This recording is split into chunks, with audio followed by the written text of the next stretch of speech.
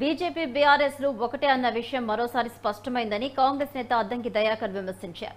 గాంధీ కుటుంబంపై ఈడీ కేసులు పెట్టడానికి వ్యతిరేకంగా తాము ధర్నాలు చేస్తుంటే కేటీఆర్ ఒక్క మాటైనా మాట్లాడారా అని ప్రశ్నించారు. మాట మాట్లాడకపోగా తమ ధర్నాలు డైవర్ట్ చేసేందుకు ప్రయత్నిస్తున్నారని మండిపడ్డారు. దీన్ని బట్టి చూస్తుంటే బీజేపీ బీఆర్ఎస్ ఒకటే అని స్పష్టమవుతుందని విమర్శించారు.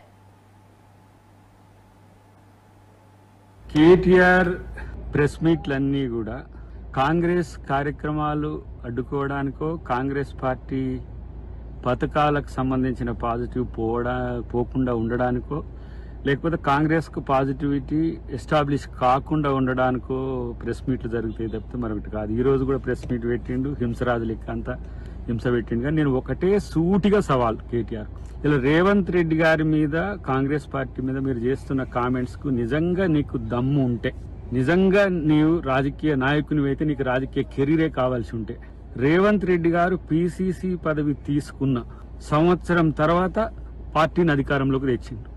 పార్టీలకు రావడం, పిసిసి తీసుకోవడం, మిమ్మల్ని పాతాళంలోకి తొక్కడం, అధికారంలోకి రావడం చేసి, నీకు దమ్ముంటే, నిజంగా నీకు రాజకీయంగా నీకు ఎదగాలని ఉంటే, మీ అయ్య నుంచి రాష్ట్ర అధ్యక్ష పదవి తీసుకో. నీకు దమ్ముంటే తీసుకొని 3 సంవత్సరాలు ఉందిగా, ఇంకా 3-3.5 సంవత్సరాలు ఉంది కదా, 3-3.5 సంవత్సరాల్లో నీ పార్టీని అధికారంలోకి తీసుకొచ్చి చూపించు, అప్పుడు మాట్లాడు. కానీ అప్పటి వరకు ఈ పనికి రాని, ఎందుకు ఏమిరా బాలరాజు అన్నట్టు ఏంది మీ కథ? ఒక పార్టీకి ఓట్లు లేవు, సీట్లు లేవు, అన్ని పనికిరాని చెత్త వాగుళ్ళు వాగుతా ఉంటే రాష్ట్రం భరించలేకపోతున్నది. ఈ రోజు ఇక్కడ బీజేపీకి వ్యతిరేకంగా ఈడీ ఆఫీసు ముందు కాంగ్రెస్ పార్టీ ధర్నా జరుగుతున్నది. దేశవ్యాప్తంగా కూడా అదే ధర్నా జరుగుతున్నది. మాట్లాడితే బీజేపీ వ్యవస్థలంతా విధ్వంసం చేస్తున్నది, కేసులు పెడుతున్నది, సిబిఐలు వాడుతున్నది, ఈడీలు వాడుతున్నది, లేకపోతే ఐటీలను వాడుతుందని అంటున్నావు కదా.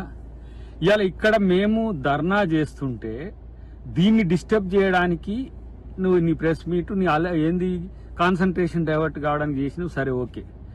కానీ ఇప్పుడు జరుగుతున్న వాటి మీద, రాహుల్ గాంధీ గారి మీద లేకపోతే సోనియా గాంధీ గారి మీద పెట్టిన కేసుల విషయంలో నీ స్టాండ్ ఏందో చెప్పినావా? చెప్పవు. ఎందుకంటే బీజేపీకి బెనిఫిట్ కావాలి. నువ్వు లేదంటే కిషన్ రెడ్డి, బండి సంజయ్, వీరంతా ఒక లైన్ కదా, కనబడటానికి మీరు బీజేపీ బీఆర్ఎస్ లెక్క కనపడతారు. సైంటిఫిక్ గా చెప్పాలంటే బీజేపీ కమలం పువ్వుకు బీఆర్ఎస్ గులాబీ పువ్వును అంటగట్టినట్టు కనపడుతుంది.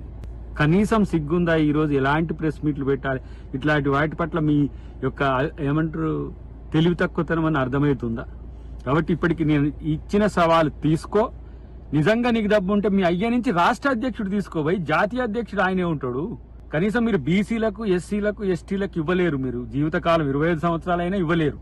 ఇదన్నా నువ్వన్నా తెచ్చుకొని కారానాయన అని చెప్పేసి మేము డిమాండ్ చేస్తున్నాం. లేకపోతే సొంటకాయ వాదనలు వాగకు పట్టించుకోము.